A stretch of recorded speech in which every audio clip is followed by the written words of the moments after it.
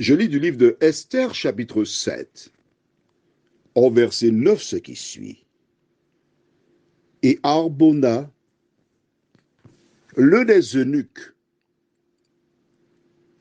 dit en présence du roi, voici le bois préparé par Haman pour Mardochée, qui a parlé pour le bien du roi, est dressé dans la maison d'Haman, à une hauteur de 50 coudées.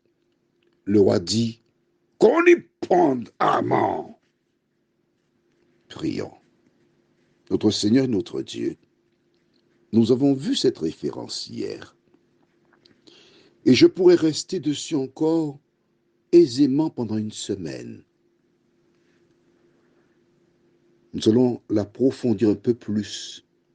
Que le Saint-Esprit continue son œuvre et qu'il nous dirige au nom de Jésus. Amen.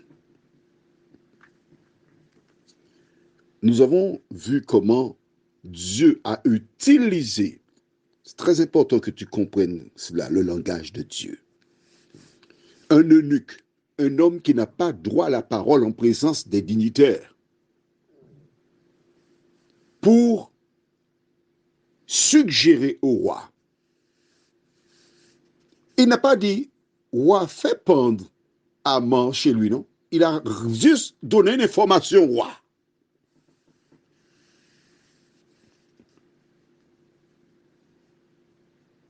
Et le roi ordonna qu'Haman fut pendu chez lui, en présence des siens. Ce soir, je voudrais te dire, toi, qui as dressé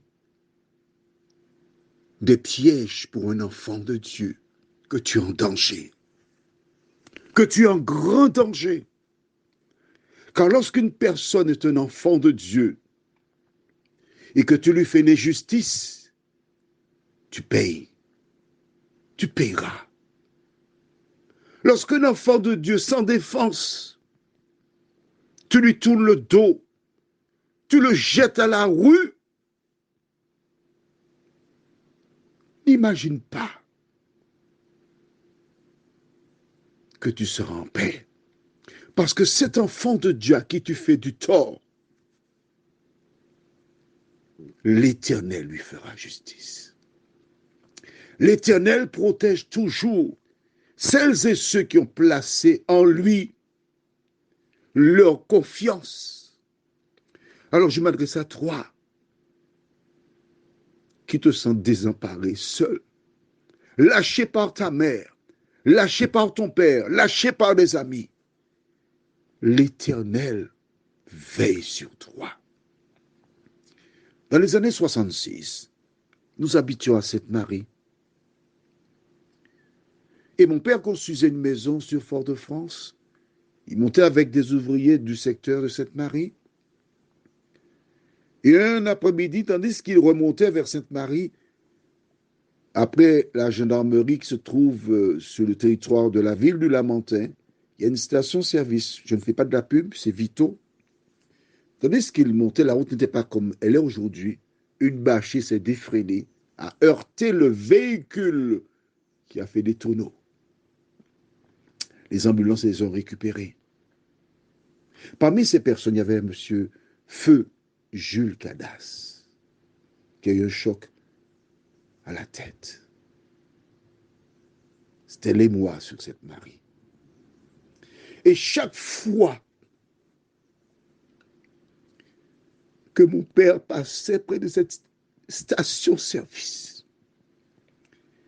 il chantait « Non, jamais je ne saurais dire de mon sauveur l'immense amour ». Le refrain dit « Amour divin, grâce infinie, Jésus m'a tout donné ». Il devint aveugle suite à une opération chirurgicale. Et chaque fois qu'on allait dans cette direction, il me posait des questions. Nous sommes où exactement? J'ai dit, papa, je te dirai. Et chaque fois, il interprétait cette chanson qui a une grande valeur sentimentale pour moi. Ce que Dieu fit pour mon père, il le fit pour d'autres. Il veut le faire pour toi. Si seulement tu tiens sa main, si seulement tu t'attaches à lui, si seulement tu fais ce qu'il te dit, il te délivrera. Prions. Notre Seigneur et notre Dieu, nous te bénissons pour ta parole, qui nous indique comment tu veilles sur tes enfants. Nous te demandons de mettre en pratique cette parole, parce que tu es le même hier, aujourd'hui, demain, éternellement. Seigneur, oui, pendant des années, nous nous sommes laissés tromper, enseignés par des films qui nous montrent le contraire. Mais ta parole nous dit que c'est dans le calme et la confiance que sera votre force. Ta parole nous montre jusqu'à présent comment le peuple d'Israël, Esther, les siens, Mardoché se sont livrés à la prière. Et tu as fait le nécessaire. Merci Seigneur de nous aider. Alors que nous sommes pour certains déjà au lit, à prendre le temps pour réécouter ce message, à reconnaître si nous sommes sur de mauvaises voies, à arrêter toute action qui donne gloire au diable et à te suivre, nous t'en prions, au nom de Jésus pour ta gloire éternelle. Amen. Que l'Éternel te garde et qu'il te bénisse. Qu'il t'aide à ne pas faire du mal à un enfant de Dieu. Tu sais bien dans ton cœur que ce que tu fais n'est pas bien. Tu le sais.